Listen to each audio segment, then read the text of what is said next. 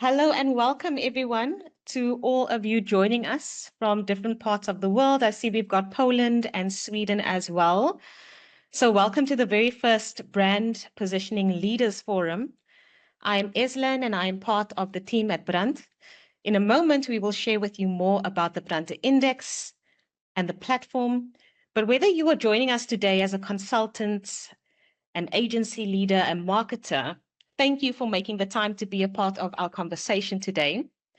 We created this forum for a simple reason. The world of branding is changing, the way companies build trust is changing, and the way customers are making decisions today is also changing. So increasingly, we find that the leaders who thrive are the ones who can see clearly.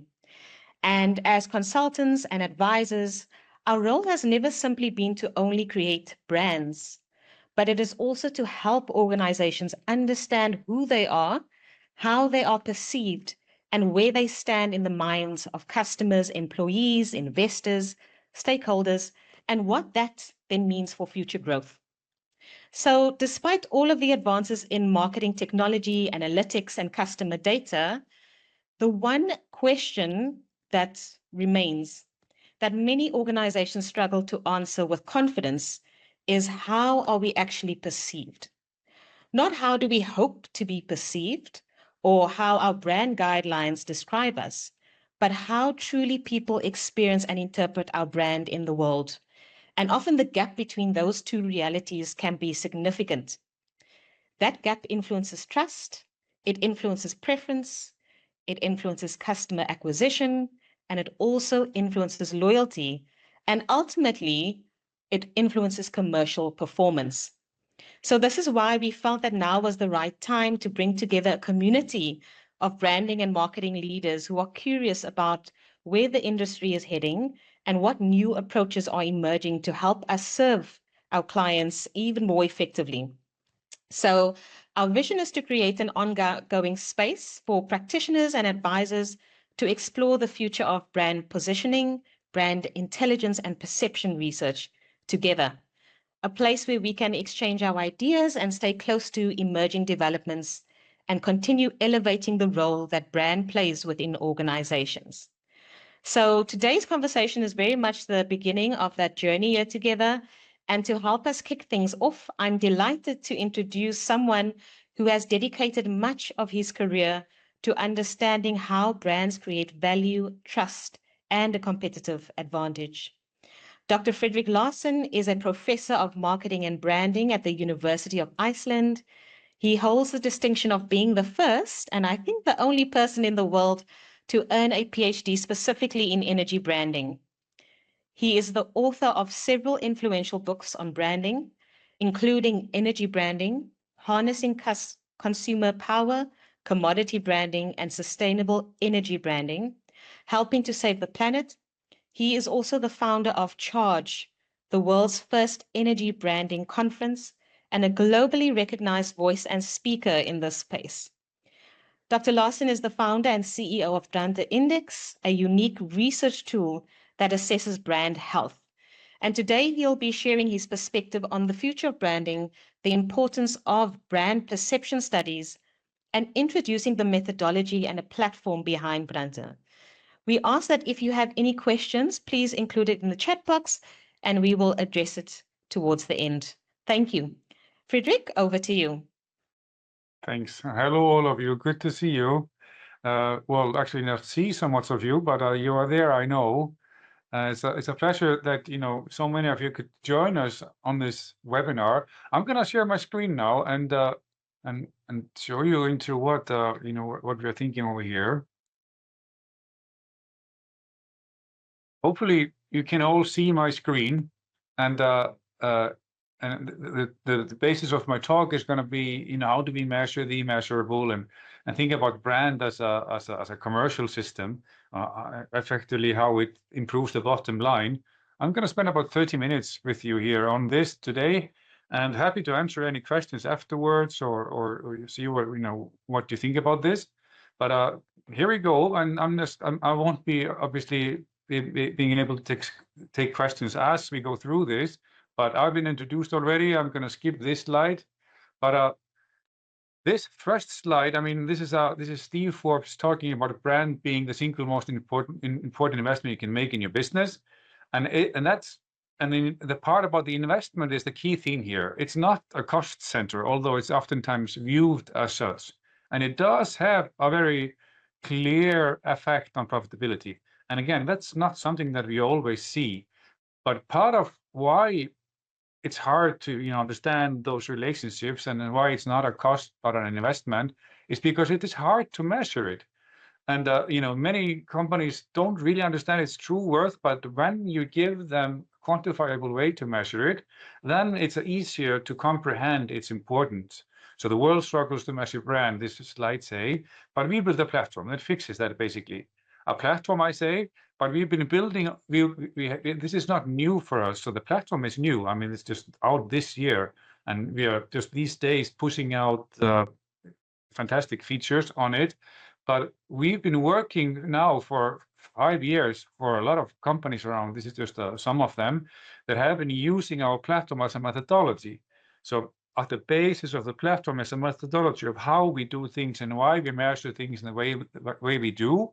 I'm not going to go deep into it here, but again, so we built a platform, and that's what I want to talk to you about. But it's built on a very sturdy methodology that's been around for a while. So I'll come back to the platform and explain as well as I can, but I recognize some of the names that they're on this meeting, and good to see you all again. And some of you are branding people through and through. Some of you are not, and some of you are somewhere between. But if you just talk about a brand, so when Wendy's in December was chosen the best burger in America, at the same time they were closing restaurants. McDonald's has never been chosen the best burger in the world, but I guess it's the most consistent one. They are opening and giving, and they're recording like this, like top profits year on year. So it's not about the product; it's about the brand. And this is, many of you know this, but a lot of people do not know this, and they don't really agree with the philosophy behind it. But if we give people numbers and we help them to explain by giving numbers to give context, then you would think that that would change, and it does. But out of a little bit for fun also. But I've created this guy. This is not a normal. This is just an AI done picture. But I don't know. Maybe some of you have met a person like this. I mean, I am asking you, will numbers help this CFO? And it is not only about CFOs, it's all about CEOs and a lot of different job titles. But they think, or they say, well, branding is a waste of money. I don't really care so much for it. I'm more involved in running a good business. I'm not engaged in a philosophy of brands or stuff like this. But still, these people sometimes, although they say those things, they go out in the real world. I mean, and then they buy their Tumi bags and their Gucci belts and their Apple watches and the Nike shoes. They live in the world of brands, and they are affected by brands. They just don't think maybe it necessarily applies to them, which I'm fascinated by this point. And I really love the conversation when I can have to these people. Sorry to be so, using this phrase, but we need not only to show numbers, but also explain the reason why a brand matters. At the end of the day, it should improve the bottom line. That's it. And this is from an old, this is 100 years old saying here. This guy, he was the first one on American retail market that really started to advertise a lot. And he spent a lot of money on it, and at that time it was unusual. So people would ask him, why are you spending so much time on advertising? And how do you know whether you're spending it wisely? And this is his famous answer, and that's been around for a long time. He said, I know I'm spending half of it well, I just don't know which half. That's an amusing old story, if you will. And we think, okay, this can't be like this today. But this is from last month. So maybe the situation has changed and everything around it has changed, but still, according to reputable research, over half of marketing investment fails to generate measurable return. So we are still wasting half of our money. I'm not saying that I can fix it. I'm not saying that we can fix it. I'm not explaining what is the way to fix it, but I do know a good way to reduce waste is to understand your brand through and through, understand the strategic pillars it builds on, etc. So you can actually use that as a wayfinder to go forward, to understand what your brand should be communicating. It's not about those one-off campaigns or marketing things that we do, or etc. It's about doing it from the brand perspective. So that's why branding is important. And I'm going to mix the importance of brands into the platform talk, and and why it measures financially. So I hope you'll follow me. But I also, when I talk to people, I have to explain to them again this money part. So why it matters financially. If you would have invested $1 million, 1999, and you would have invested in MSCY World Index, it's a reputable index. It's composed of a lot of companies that you can simply trust. Your 1 million would have turned to 2.7 millions. Not bad. I mean, it's not great, but it's not bad. It's safe. If you would, however, had spent it on a portfolio of the 40 brands that outperformed the market, so the better brands, your 1 million would be 5.3 millions. So again, this comes back to the investment part. It's not a cost center. You actually make more money year on year, but also the valuation of your company goes up. So again, do we need more witnesses? Do we need more confirmation that brands work? We really don't. But that doesn't mean that people get it. That doesn't mean that people are willing to accept this, because it's an ideology, it's a philosophy, and we have to buy into it. And that's, again, the fascinating part. When I was collecting data from a PhD, it's now 15, 20 years. I'm not good with dates. I forget when it was, but it's a long time ago, 20-ish years ago. And I felt like, I felt like, when I was talking to those smart people, I did it in 5 different European countries. I talked to CEOs, I talked to CMOs, I talked to strategists, I talked to addressing people, and I was asking them about the brand strategy, how they would go about doing it, what matters, etc. I also asked how they would measure. And with the answers that I've got, I felt like they were using a ruler to measure the weather. That's the analogy I felt like at the time. So, I mean, obviously you can use a ruler to measure if it rains, and here in Iceland it snows in the winter. So you can stick it in the ground and see how much it snowed in the night. But it doesn't tell you the temperature, humidity, wind, etc. So it's a very, very narrow-minded way of measuring. You can all see how off this sounds when I talk about the weather, but this is still what some companies do sometimes to measure, because they use a lot of good things, but maybe they're just too single-minded in measuring, because awareness alone doesn't tell you what to do. An NPS can be okay, but it doesn't really tell you what to do next, and it doesn't measure your brand strength, by the way. So I thought, okay, this not a new tool is maybe not needed, but a new structural model, the way I see it. I wanted to see, okay, how can we go away from the older stuff? Old is not necessarily bad, but if we never open our eyes to something new, we will not advance fast. How do we get away from a NPS-driven culture, basically, or qualitative reports that tell part of the story, or just the normal stuff, basically? How can I create something, a platform that you measures brand both internally and externally? So this customers and employees, because it's the same brand running through the organization, that more people understand within the company, the CFO, CMO, people's person, etc. And there's a shared language through it that has a clear reference to marketing KPIs and also financial KPIs, so marketing and financials. Because again, at the end of the day, this is about making money. My background, I studied finance and economics as an undergraduate degree in the States. And I did that, but I also did psychology, because I was really intrigued by how the human nature worked along with finances. So when I did the PhD, I said, okay, I merged these two into branding, understanding masses of people, but with the intent of making money. So it's about the marketing KPIs and the financial KPIs. And when I talk about brands, and this is adopted for Kevin Keller, and he talks about a brand like this. So, and if you're at the bottom down here, so if the basic part of a brand is awareness, do people know about you? And that's good to know. But if you don't move up the pyramid from understanding who are you, just the awareness, up to what are you, what about you and me, and to the resonance part, you will not become a strong brand. And that's why I'm communicating to you that we need to understand this from the bottom up, literally in this case. And maybe this image explains it a little bit better. So we go from basic awareness, and we should measure that, but we cannot and should not measure that alone. And although we've been tracking our awareness for a long time, do that.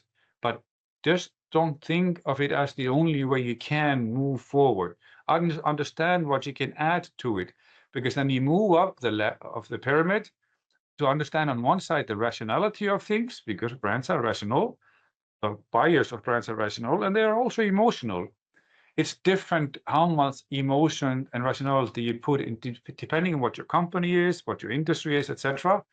B2B is more rational than emotional, but people still buy built on emotions. And on the other side, us as consumers, we build on rationality.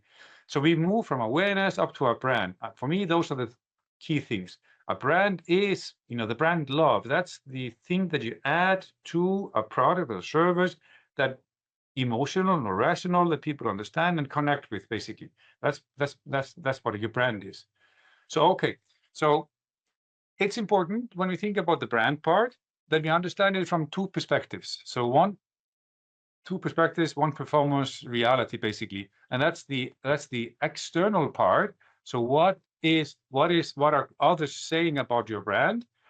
So how the market experiences your brand on one hand, and two, how employees experience your brand on the other hand. So that's a really important distinction, basically. So it's really important that you go understand from the external perspective into the emotional perspective.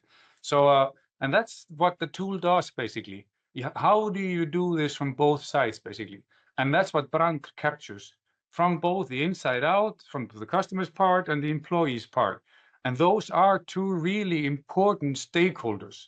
So the perception is the external one, and the moving from the outside to the inside. And that's what Brandr does. And I'm going to play a video here that it probably is going to explain this better than I can. Every day, brand decisions are made. Teams see different things. Tools show different stories. Clarity is often missing. What if you could truly understand how your brand is perceived? By turning feedback from customers and employees into a clear picture of your brand. From how the market experiences your brand to how employees experience it from the inside. One reality. Brandr turns feedback and survey data into clear insights and actionable recommendations. So priorities become visible, and the next steps become clear. Your path to action unfolds.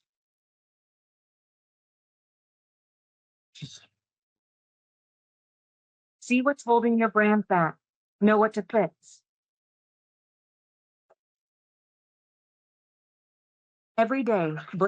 Yeah, so that's what Brandr Index is, and hopefully it explains in few seconds what I'm trying to explain here in 20 minutes or so.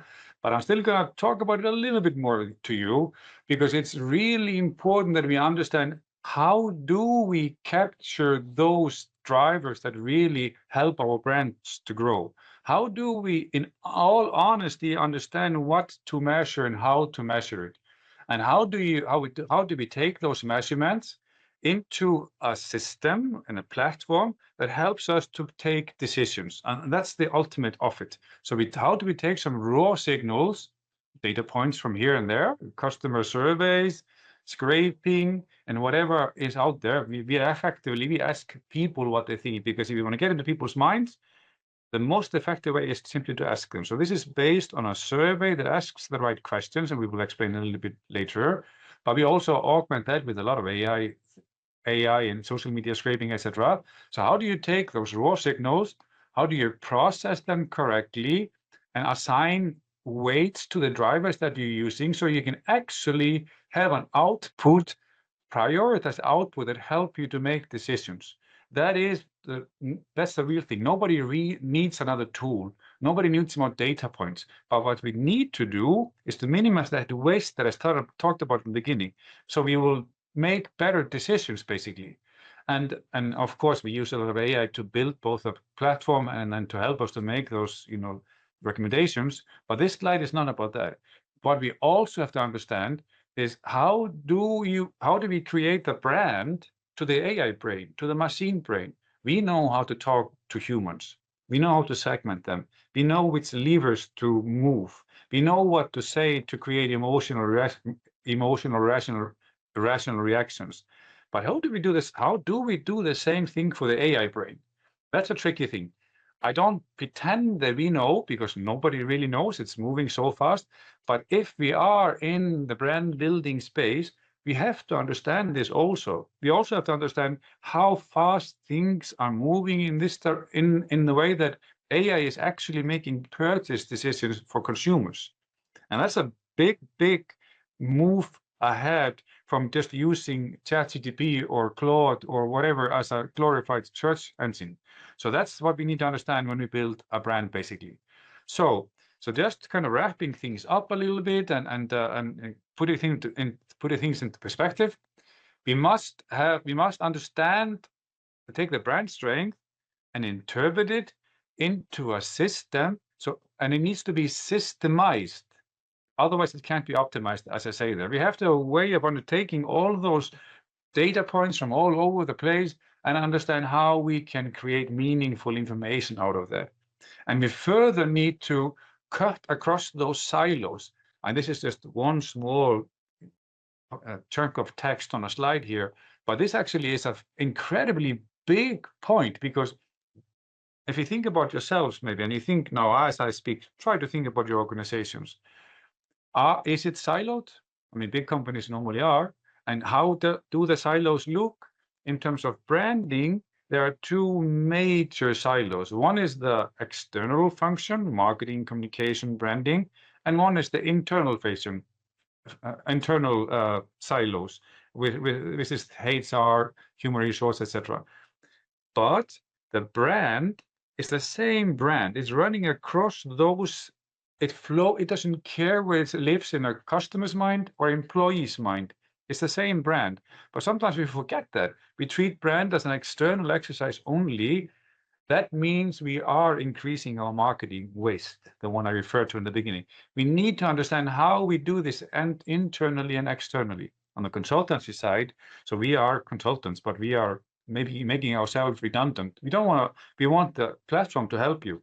But our biggest most of the time, our biggest challenge is to help the organization to understand brand internally before we go out. And then the last point on this slide, brand investment must make financial sense. And that's, we are in business to make money. And when I was studying in the States, it's been a while now, 30 years or something. And then, I remember in the financial classes, it was drilled into our skulls that we need to maximize shareholder value. That was the only purpose of a company. And that's still so. ESG is important. There's a lot of things that are important. There's a double bottom line or a triple bottom line. At the end of the day, it needs to make financial sense. So if you engage in branding, it's not about the colors or the logo or the next campaign. It's a strategic thing that we need to invest in, because it helps us to be more profitable if you think about it like that. And why do I claim that I know how to do it? Because the Brandr index is not just a random sample of questions that we ask, put into a system, and gives you, some randomized results. It's not. Underneath it, the foundation is very, very scientific. It's based on years of research. We have a lot of validated drivers, started with my PhD, as I mentioned, and we take those drivers to predict some behavioral outcomes and perception drivers, because those convert in the end to the commercial output here, the profitability, revenue, margin, hiring cost, etc.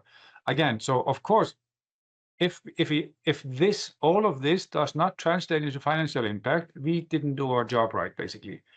But you do have to have some kind of a way of quantifying what your brand strength, and you do have to understand what do I do with those results in terms of actions. And that's what the platform will tell you. Kristjan, my colleague, head of R&D, will talk about it a little bit later. So what we say, run the index, see which drivers shape behavior, act on the highest impact levels, and then quantify brand process. That's what we should be doing. Learn what matters, act with clarity, and improve the bottom line. So, and what we also need to understand that this is not for these people only, the marketing people. This is also for human resource. This is also for the CEO or the CFO that I showed you in the beginning, the guy who doesn't believe in branding. Because it should be a shared language. All the literature out there points to the same thing. If we manage to get this right and get the brand to be part of the company culture, sitting beside the ping pong table and a good coffee, and make it about meaning, and that's when we are successful, as a company, basically. So if you don't believe what I am saying, and that's true, maybe sometimes I'm aggressive in the way I talk about things, and maybe it's some of you are still not convinced, then just don't believe me. But believe those organizations that I'm putting down here that have also studied it a lot. You can of course also go online or reach on the academic literature, which all says the same thing about brands. But Millward Brown talks about pricing power. It's 30% higher for a good brand. Boston Consultancy Group talks about acquisition efficiency, it's 74% higher. Retention, Millward Brown again, is 3 times higher, and company value, about 30% of that can be attributed to a brand, and those are impressive numbers. And you will find a lot of people out there, they say, no, this can't be. I just don't believe it, and that's fine that they can say it, but the data still tells a different story. It's all about the data. So this is my last slide on the index, because I wanted to create a slide that would feel like a New York Stock Exchange ticker, basically. Because again, it's not about the color or the logo or the next campaign or something, some creative campaign to get people's attention. It's about that also. That definitely helps the awareness, etc. But it's a part of a bigger picture. Because all of those things that we do in the marketing sense, in the branding sense, they need to make a financial sense. And it needs to add to the bottom line, basically. And our ultimate vision, and what we want to do here, is to make brand strength as measurable as revenue. So, because to show how much it matters. And in 10 years' time, let's say that, so hopefully we will be able to educate the market in the way we see things. So when 2 executives comes together and they're thinking about the brand strength, they don't have to guess. They don't have to speculate based on incomplete data. They simply explain what their brand score is.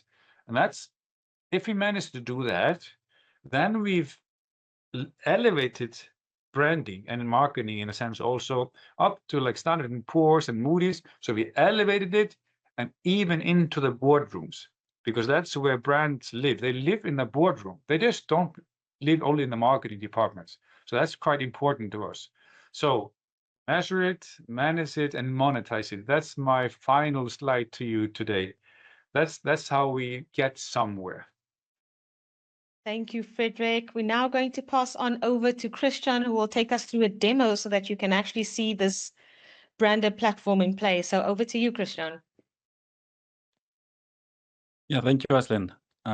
Let me share my screen. Okay, I'm going to start here on what we call the dynamic dashboard. So we're diving right in. This is the central piece of the platform. It's not focused on a single survey or a single metric. It's focused on the brand itself. And the purpose is to give a clear overview of where the brand stands today. But more importantly, it helps you to understand what to do next.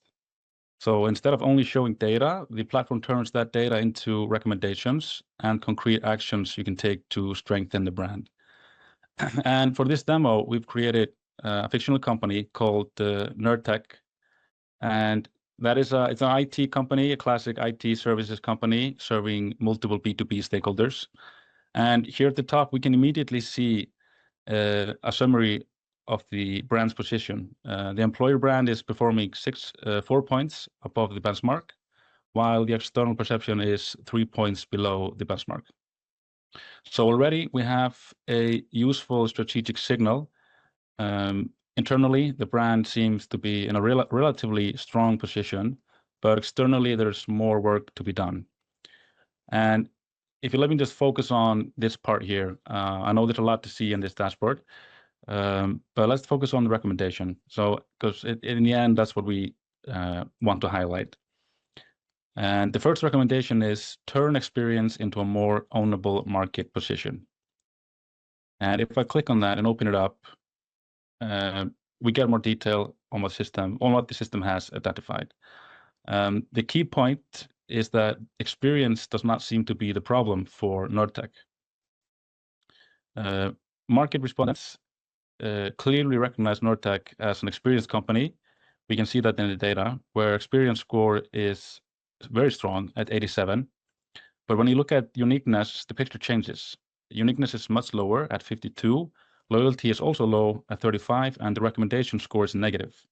So the issue is not that the market doubts that Nordtech is competent. The issue is that the brand may be seen as capable, but not as distinctive enough.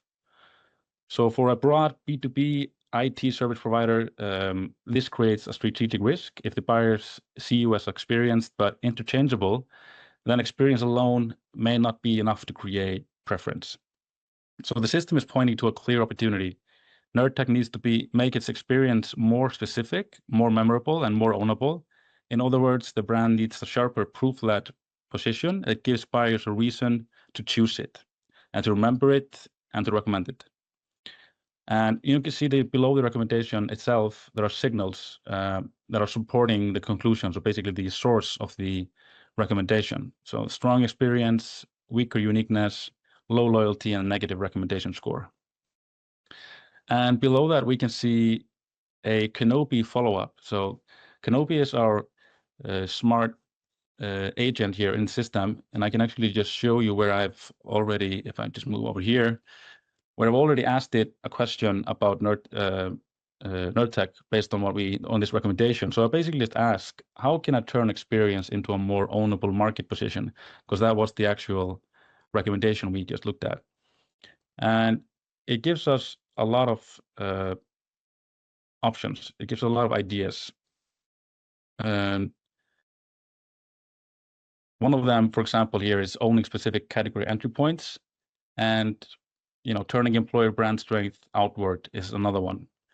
And without going into detail to any of these, I just want to show that it ends up by asking a question, one question to prioritize. So it's asking me as the manager of this brand to answer a specific question, because that would then help Kenobi and the whole system give us an even more accurate recommendation down the line.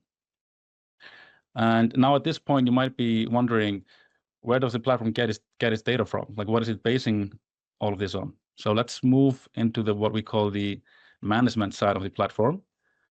And firstly, I just want to highlight that we have this toggle over here, which is customers and employees, because we want to make sure that we have a kind of an iron wall between those two stakeholder groups.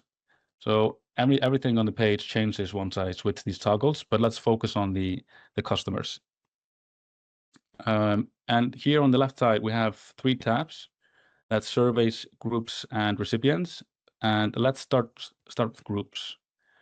Here, you can segment your customers into relevant groups. That might be by market, customer type, product area, geography, or anything else that's useful for your brand. Just to keep things simple, I've added one group called it customers.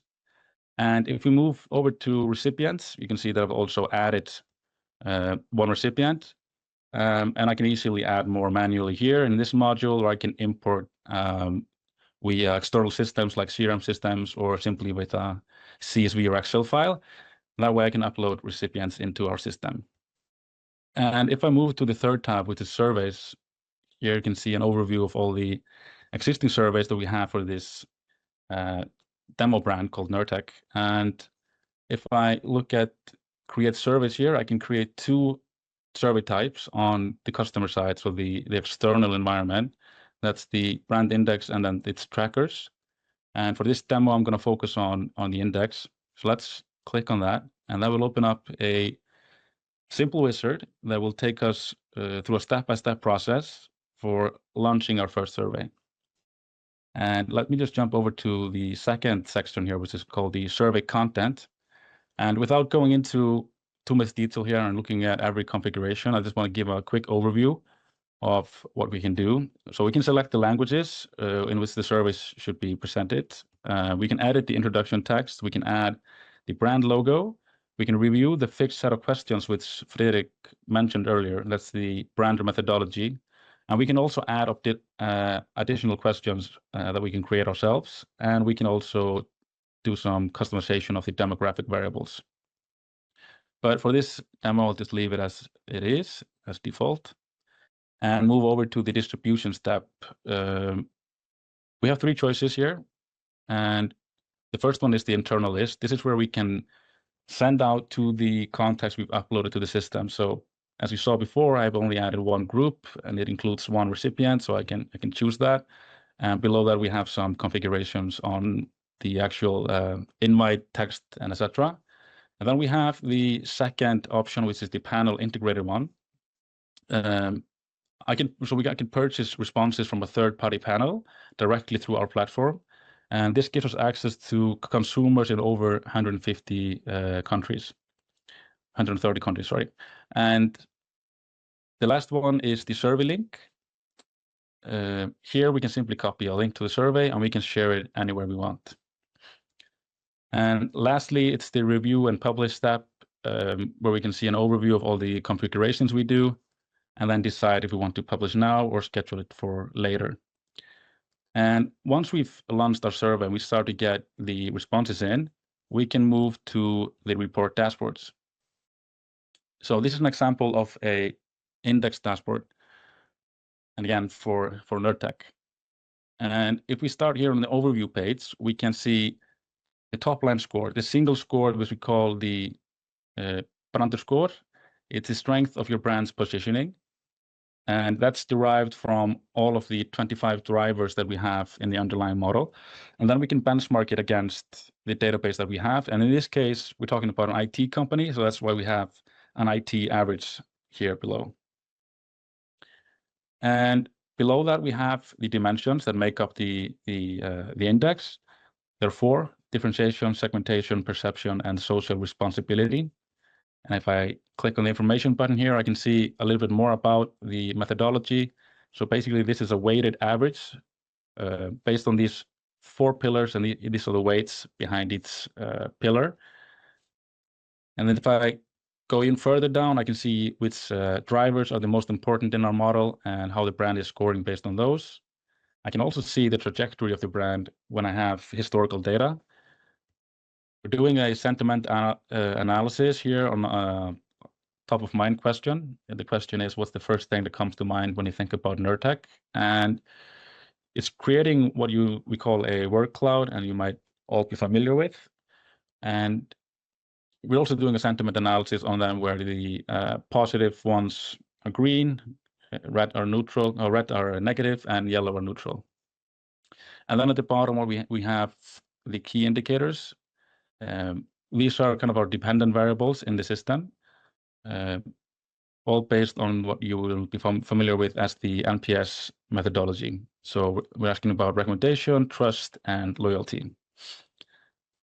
And I can then go into each of the 4 dimensions. So let's just, for example, look at perception really quickly. And then we have the dimension score, the trend for that total score, and then we have the breakdown of the metrics that make up that dimension. And I can drill even further down into the individual questions, see their total score against the benchmarks, and I can even open that up further, see the distribution from that survey that we are looking at right now, and I can see the score for this individual question based on the demographics that I had selected for the survey. And at any given point, I can go into the filters here as well, and I can filter for the based on the demographics for the whole dashboard. And all the other dimensions basically are structured the same way. So we'll leave that as for now. And then I want to move over to the impact matrix real quickly. Here we have all of the questions, the drivers in the model. and their score is here on the x-axis, and on the y-axis we have the correlation to the key indicators. So basically we are prioritizing or looking at which ones to focus first and which ones to maintain, because those that are higher up on the correlation scale here are more important. And if we just take, for example, Pride here has a high importance score, but the performance is quite low. So this is something that could be looked at by the managers as Nurtec. And lastly, on the dashboard, I want to look at the comment analysis, which is made up of the second open question that we have in the survey model. It's an open-ended question. This allows you to write anything you want additionally about the brand. And the system takes all of those comments from the responses and creates an overall summary. It analyzes the sentiment of all of the answers and gives you a total sentiment score. It categorizes all the comments. These are not predefined. These are generated based on the actual comments. You'll see the total number of responses in each category. You'll see the sentiment score for each category. So in this case, staff and services are getting quite a positive review. But then we see, for example, employee turnover, response time, etc. They're getting quite a bad sentiment score. And obviously, you can then see a summary for each group and the actual comments here below as well. So if I just then jump back to the dashboard, the main dashboard, the central piece of the platform, I want to mention that we have, of course, the employer index as well, which is kind of a mirror reflection of the Brandr index that I just showed you. So that dashboard looks very similar to the one that I just showed you. And then we also have trackers and pulses, which are more frequent, shorter surveys, which are basically considered as follow-ups based on the index. So, the index can be thought of as a yearly health check, but then, you need to act on those things that you need to improve, and then you can monitor those based on with the tracker or the pulse. And the last thing they'll mention, but it's very important, is the strategic interview, which adds another layer of input into the platform. It allows the system to collect structured strategic information about the brand, for example, about the business goals, target audiences, positioning, competitors, and priorities. Without going into it, but I can share shortly that it's basically an interactive interview process driven by AI that captures the strategic intent of the brand from brand owners, meaning that anyone that is responsible for the brand, from owners and CEOs to CMOs and HR leaders. And together with all those data sources, the tool gets a richer understanding of your brand. So in simple terms, the platform helps you collect the right data, understand what it means, and turn it into clear recommendations for how to build a stronger brand. And I'm going to leave the demo at that. Usually when I do these demos, I spend 40 minutes doing it. So I think I managed doing it in around 10 minutes. So if anyone wants to look into it deeper, just reach out. We'll be happy to do a more calmer demo. Thank you. Thank you for that, Kristjan, and taking us through the platform. And in a moment, I will share an opportunity for you to become a strategic partner to Brandr. But first, I see that there is a question coming from Code. Does the research indicate if one marketing investment is better than another? For example, TV versus radio or advertising versus sponsorship? Kristjan, do you want to comment or should I? Yeah, you can go ahead, Fridrik. Yeah, so at the moment, this is a fantastic question, by the way, but it's not yet granular as such. It does capture the strength of the brand positioning. So how are you perceived in the customer's mind relative to the competition? So that was the only thing it did when we started it with the methodology. But with the platform, though, we are able to go much deeper into the branding part and the tracking part. So we will be adding that as a feature, but it's not designed to do that on the ground level. I hope this answers your question. Thank you, Fridrik. Our second question is both B2B and B2C. Yes, how to get respondents to respond and how often fielded typically? Yeah. So we both have B2B and B2C versions of the index. So there's slight differences between those two versions. And as I went through there, we have 3 different routes to share the surveys. So we have the internal lists, and we have the panels, and we have the survey link you can just share through any system. So it's going to depend a little bit on which route you take. So if you're reaching out to your own customers, we can help getting respondents to respond by adding an incentive. And there is a feature in the platform that allows you to set up an incentive to incentivize people to actually respond to the survey. And on how often it's fielded, typically the index is a yearly measurement. It can be done either slightly more often or fewer times, but that's generally once a year. And then we have the pulses and trackers, obviously, to follow up more frequently. All right. Thank you, Kristjan. So in the interest of time, we're going to take one more question or demo, and I will also share my email address in the chat if any of you feel called to continue this conversation afterwards. But we have a comment around the survey. The survey only captures linear design, and it reaches audience you already know. And further on, it goes on to say that a survey tells you what people say when prompted. The rest of the internet tells you what they actually think. Will you be adding more features to add more data to this method? So any response around that, Fridrik? Yeah, I'll take that. This is, again, a fantastic question. So, Yeah. and it's there's a lot of discussion if it's old-fashioned to ask people, basically. So I mean, it is not. I mean, if you want to really understand what's on people's minds, sometimes you just simply have to ask them, how do you feel about this? Well, how do you like this? What do you think, etc. That's what we do. But we can also talk to synthetic panels.